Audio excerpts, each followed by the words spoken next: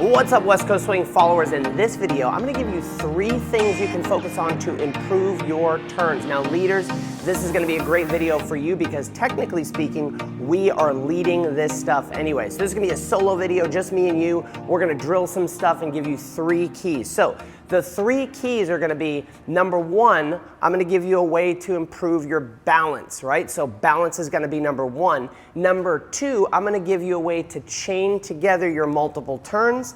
And number 3, I'm going to give you a way to be balanced at the end of your turns. I'm going to give you a drill for each one of these. But let's start with the definition of our balance. So what I want you to think about is we're going to step forward on the left foot onto the ball of the foot with just a little bit of pressure on this right foot.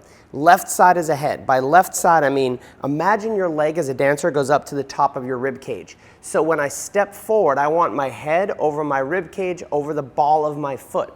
Now, right as I get there, when I have a little bit of weight left in this foot, maybe 20%, maybe 30%, I want to, in this relationship in my body, push a quarter turn and stay balanced.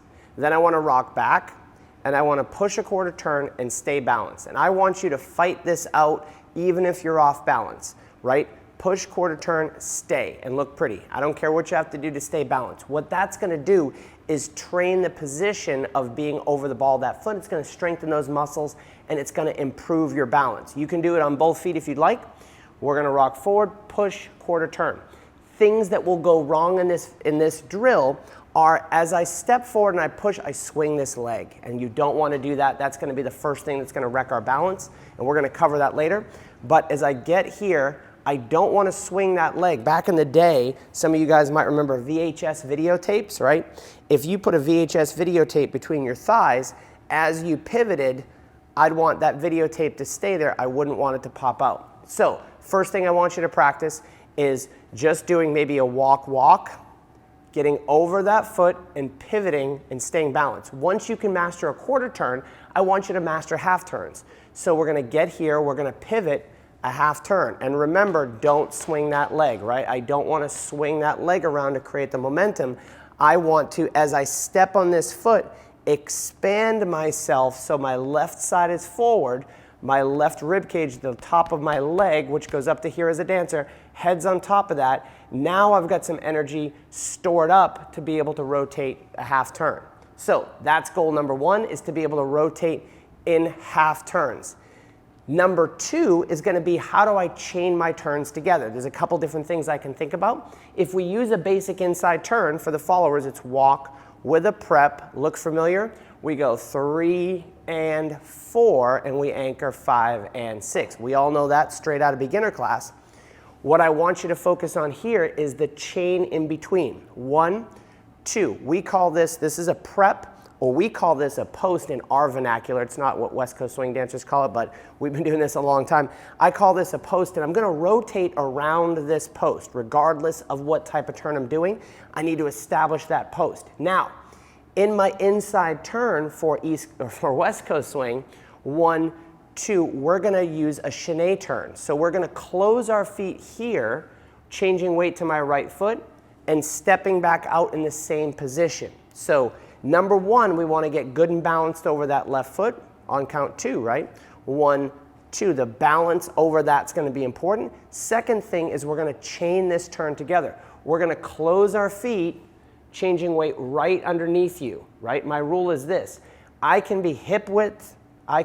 That's acceptable because there's not a big change in my balance. If I get outside my hips, now I'm going to have trouble with my turn. I'm going to show you the better way and the not as good way. So the good way is to close my feet and come through the turn, right? Number 2, the not as good way is if I don't close my feet, you're going to see a big change in balance as I go through this turn. So we get to 1, 2, 1, 2. I'm balanced. I close my feet. At this point, I'm still spotting down line.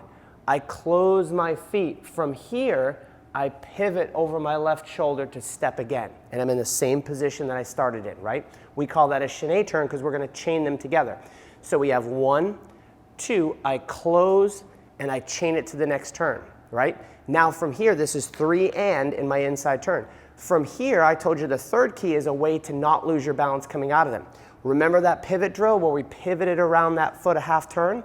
That's what's going to keep my balance as I step back for 4, and then I anchor step 5 and 6. Here's what I see all the time with students, really of every level, is there's so much momentum on the 1-2 that we're launching ourselves, we're not closing our feet, we're flying through and we're landing with a really big step. And you almost don't notice it because what's the next step is an anchor step, and we tend to lose our balance into the anchor. That's when we end up pulling on our partners, and that's where some of the cool moves become difficult because our steps are too big.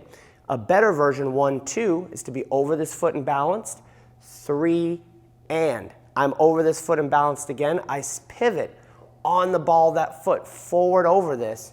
So now my step back on count 4 is nice and small. I could style that if I wanted to, and now my left foot, it's not too big of a step, so I can use this to style my anchor step and all the other fun things we do. So let's cover these again. Number 1, we want to be balanced over that foot. Practice your pivot drills. That's probably the number 1 drill that you can practice is right there. Number 2 is practice chaining these turns together. I can just do this over and over. Boom, this side's back. Close my feet and rechain. That's step number 2. And then step number 3 is the pivot at the end of it, which will help keep your balance. 1, 2, I close for 3, and I stay balanced over that. So when I step back for 4, the balance is coming from my left foot as I transfer back. So don't lose contact with that floor until you're good and balanced over that. Once you're there, now this foot's free. I can do my traditional anchor step. I could start to style into my anchor step. All the options become available. Now, we've taught spins and turns. I think I'm going on almost 23 years.